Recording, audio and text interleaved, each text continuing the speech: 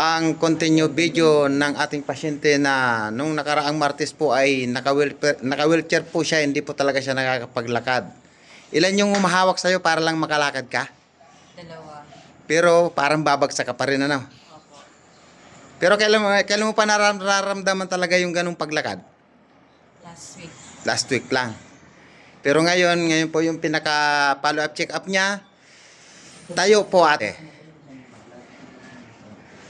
Yan. Ilakad mo siya ng naaayon lang sa lakad mo. Natural na lakad.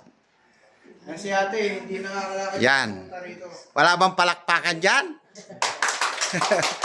Yan po yung mga marami nagtatanong po kung nakakalakad na daw. Ayan na po siya. 1 week lang po yung ibinigay ng pagbabalik ni Apo para sa follow-up check-up niya. Anong pakiramdam niyo, ma'am?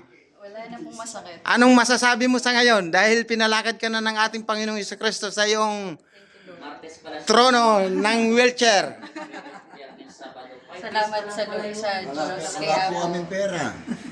Okay po. Thank you so much sa inyo pong patuloy na pagtitiwala.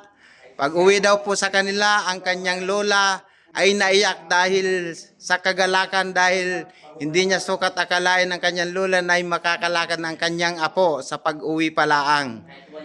Maraming salamat po. Bye-bye. Ito po ang kanyang mga magulang. Masaya na rin po. Naghahanap daw po ng mamanugangin para daw po magkapo na. Bye-bye po. Salamat sa inyong pagtitiwala. Okay po, salamat. Bye-bye. Kapampangan po sila. Po ang kanilang tagapagdalang pasyente. Kung kailangan nyo ng girlfriend, may trabaho po yan sa ospital. Thank you po, Lord.